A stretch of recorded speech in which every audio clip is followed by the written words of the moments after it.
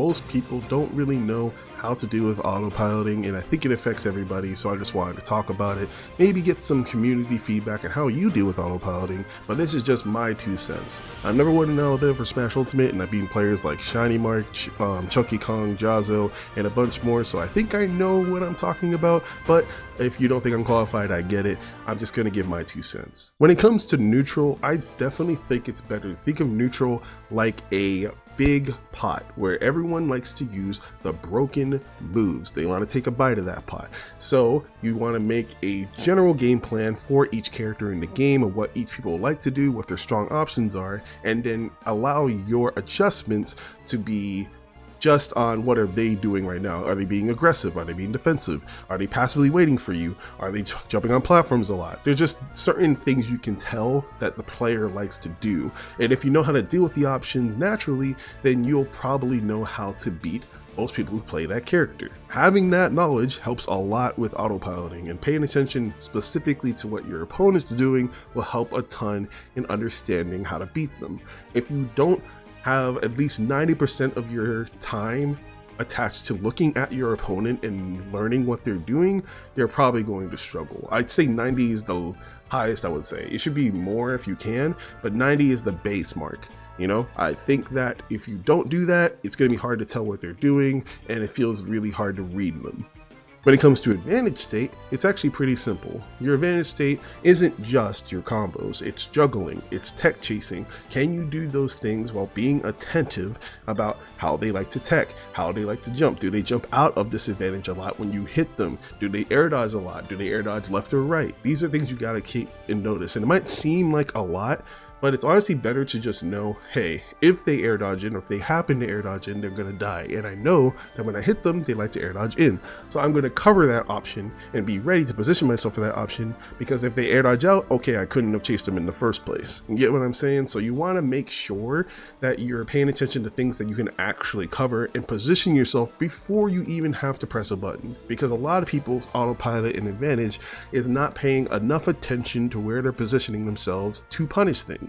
If they just stop their combo and then just let the person land, you're probably not going to be pushing your advantage enough. Same thing with disadvantage. It is the opposite of advantage, but you have to keep in mind that when combos end, they end. The way you can autopilot and it be good is if you are reactive to what they're doing. If you're just hit in a combo, you can't do much about it. But in a string, you're like, okay, this opportunity I could have air dodged, but I can tell they're waiting for it just from how they're drifting. Or, okay, I can tell they're trying to set up a tech chase, so I'm a DI up. That's stuff that will keep your mind ready to keep moving with disadvantage. You're not really helpless unless you're fighting some characters who like combo characters who have really cutscene combos. Those can be the most taxing, like Falco, Steve, Falcon, Mario. Those can be the most taxing, but the combos do end. So make sure you're paying attention to what leads to the kill. If they just want you to DI out and you die, then don't DI out the whole time. If it requires being on a platform, make sure it's not on a platform. Try to DI to the middle of it. Make it as awkward as possible. I get so many people, like even top players, I've beaten a lot of people in certain situations where, oh, the down throw forward air is super simple, but I DI behind them and they just mess it up and I get out for free. You know, you don't want to just mash options. You want to pay as close enough attention that you can get out and take as less damage as possible.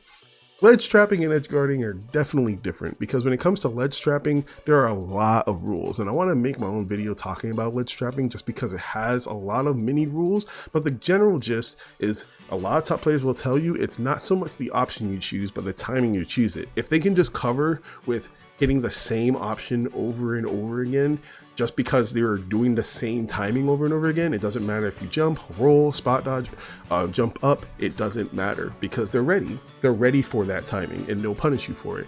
I think a lot of people should get used to waiting on ledge more against certain types of characters and certain types of players, because if you let them unnerve themselves, you might find an opportunity to get off ledge.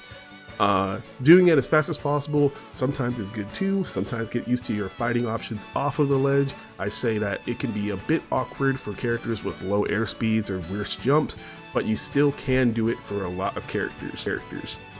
When it comes to edge guarding, of course, this is just a really extreme version of disadvantage, so get used to drifting without using your tools. You don't have to use all of your options, and if you use all of your options needlessly, then you'll get hit and die. And it's really easy for top players to just knock away jumps. Now, a lot of people say there's a meme when it comes to Smash Ultimate where people don't really know how to edgeguard, but that's just because it's really hard to edgeguard good players because there's so many options in this game to edgeguard, and it can be really hard. But that's why, as long as you are attentive about how many options you have, you can probably come back from a lot of situations you might think you're dead. It just seems like you might not have to panic. But those are just the 5 states of the game, and I want to do a short video on it. I'm going to go into more detail on each state of the game and try and do more educational videos because I like talking about Smash, but I think I'm good enough to coach it. So if you are curious, please let me know on Twitter if you're curious about getting your own coaching and learning more about the game.